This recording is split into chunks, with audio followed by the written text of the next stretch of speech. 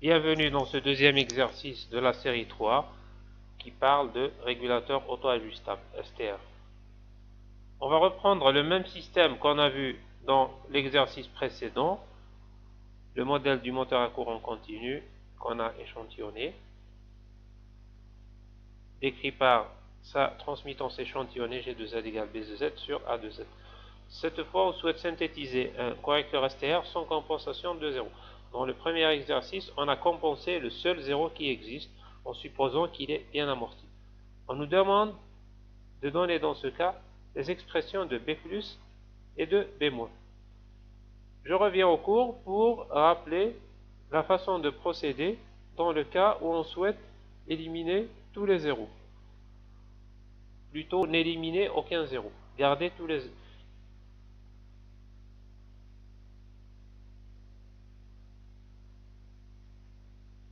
Si aucun zéro n'est éliminé, les choix qu'on va faire pour B+, et B- sont les suivants. Très simple, B+ sera égal à 1 et B- sera égal à B. B+ sera égal à 1 puisqu'il est monique, et vu qu'il comporte les zéros à éliminer, et qu'on n'élimine aucun zéro, il n'y aura rien. Donc pas de compensation, B+ égale à 1, puisque c'est les zéros à éliminer et qu'il n'y a pas de zéro à éliminer. Et B- va être égal à notre polynôme B. C'est les zéros restants qui ne seront pas éliminés. Voilà, donc la réponse à cette question est directe. On souhaite maintenant poursuivre le modèle de référence du second ordre sous la forme suivante. Alors la différence entre ce modèle de référence et celui de l'exercice 1, c'est que ici, le modèle de référence comporte un 0 à l'origine en continu et à l'infini en discret et à l'infini en discret. À l'infini en continu. Donc si z égale à 0 en discret d'origine, donc l'équivalent continu va aller vers l'infini. Ça n'existe pas, il n'y a pas d'équivalent continu pour ce modèle de référence.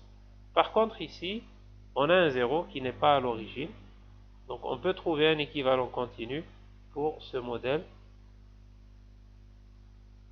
de référence discret. Le cahier de charge des charges est le même, donc un dépassement de 5% et une constante d'amortissement. Et on nous demande de donner l'équivalent continu d'abord, comme on l'a fait précédemment, et puis de déduire les polynômes AM et BM. Pour la partie continue, la démarche est la même que ce qu'on a vu dans l'exercice précédent.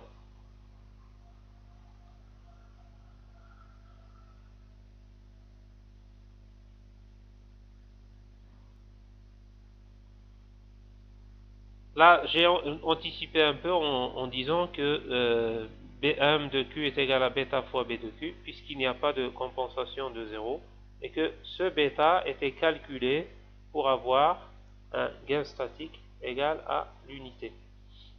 En fait, pourquoi? Parce que, vu la condition de compatibilité, le degré de A doit être égal à celui de AM, et le degré de B doit être égal à celui de BM. Donc là, c'est une condition que on a vu en cours également. Donc vous voyez que Bm est égal à bêta fois B de Q. Et que bêta était égal à AM de 1 sur B de 1. Ceci pour garantir un gain statique égal à 1 pour le modèle de référence. Voilà donc, B de M est égal bêta, Bm de Q est égal à bêta fois B de Q. Et pour avoir un gain statique unitaire pour le modèle de référence, on retrouve l'expression de bêta comme étant AM de 1 sur B de 1.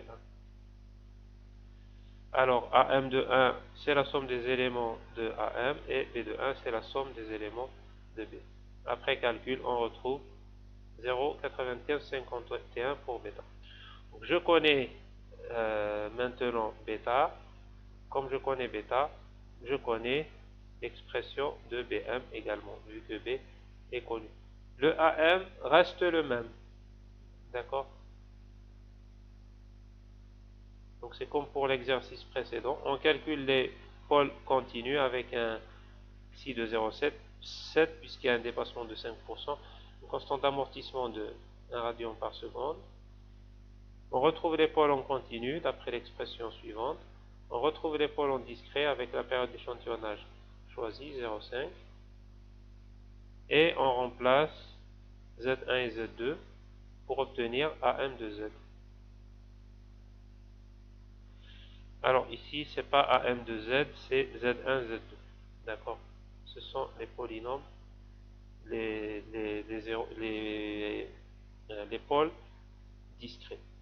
Bon, on a la valeur de bêta, donc je remplace, j'obtiens la valeur de B1 en multipliant bêta par B. Et le AM, on le connaît déjà, c'est celui de l'exercice précédent. Maintenant, on souhaite calculer le degré de A0. Alors, comme on l'a vu en cours, c'est degré de A moins degré de B plus moins 1. Là, B plus est égal à 1, donc son degré est égal à 0. A à 1 degré égal à 2. Donc on aura 2 moins 0 moins 1. Ça nous donnera 1. Donc A0 est un polynôme de degré 1. On va le choisir comme ça.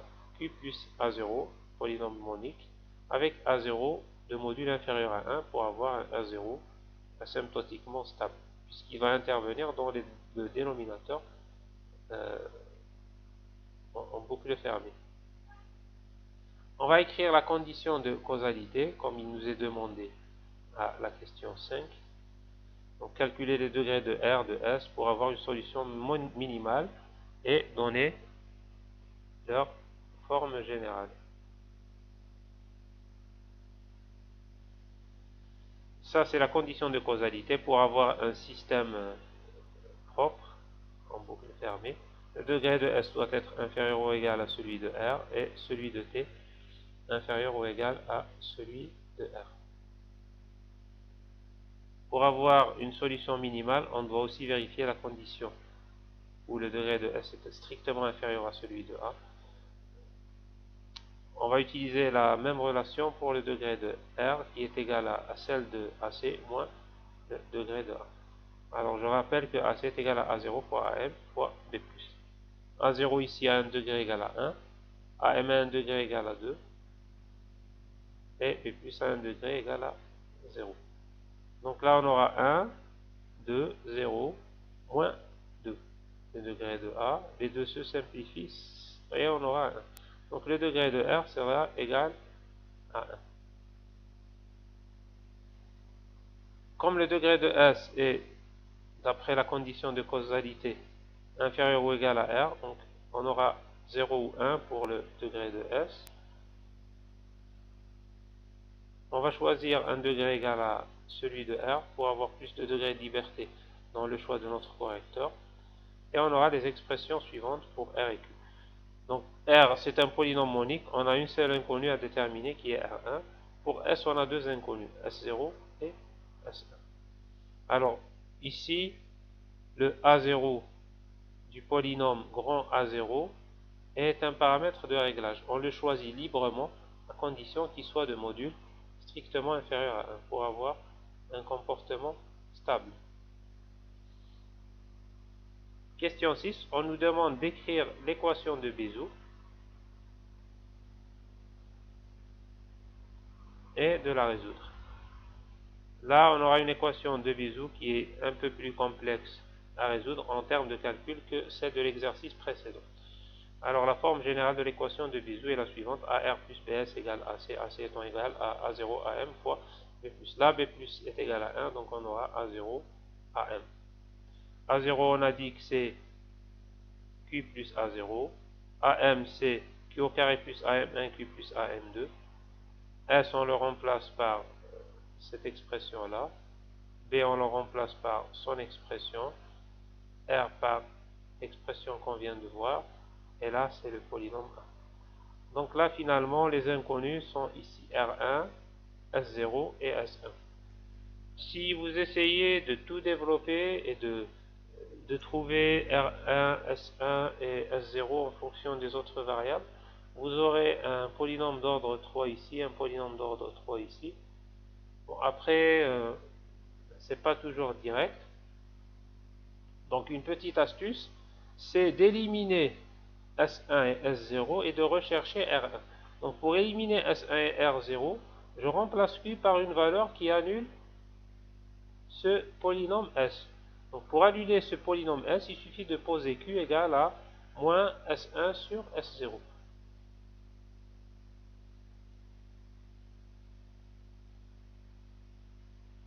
Alors non, c'est pas ce que je voulais dire. Alors, ici en fait, on élimine ce terme-là en remplaçant le Q ici. Donc là, je multiplie B par moins B1 sur B0. Ce terme-là s'annule et il sera multiplié par ce terme. Donc les termes qui sont là ne vont pas influencer. Bien sûr, le Q que je remplace ici va aussi être remplacé partout, dans toutes les valeurs de Q qui apparaissent ici, ici et là. Ça sera un peu de calcul. Donc je reprends toute cette expression-là en remplaçant Q par moins B1 sur B0. Et on obtient l'expression suivante pour R1. Donc c'est toute cette expression en remplaçant Q par moins B1 sur B0. Bon, le calcul est un peu long. Là, je vous donne le résultat final. Vous pouvez le vérifier sur Brouillon.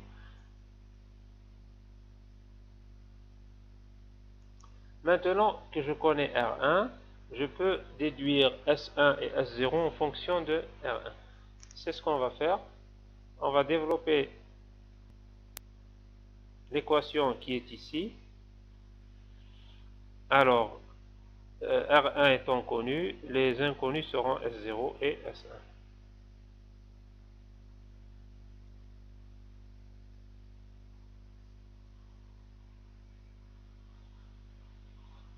Donc une fois que j'aurai développé et que j'identifierai les termes de gauche aux termes de droite, on aura les deux égalités suivantes. On aura l'expression de S0 en fonction de R1 et des autres coefficients, l'expression de S1 en fonction de R1 et des autres coefficients. Là, on peut garder comme ça, si on fait par exemple un calcul avec MATLAB, ou bien on peut remplacer R1 et faire le calcul. C'est ce qui a été fait ici. Donc une fois que vous remplacerez R1 par la première expression qu'on vient d'obtenir, vous allez obtenir, après simplification, les deux expressions pour les polynômes S1 et pour les coefficients S1 et S0. Pour le polynôme T, comme on l'a vu en cours, c'est bêta fois A0. Bêta, il a été déjà calculé.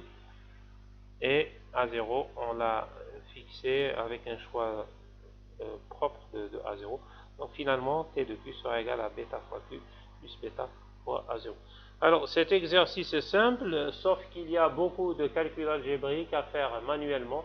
C'est des opérations, si vous utilisez un outil numérique, c'est l'outil numérique qui fera les calculs pour vous. Voilà, je vous remercie. À bientôt pour le troisième exercice.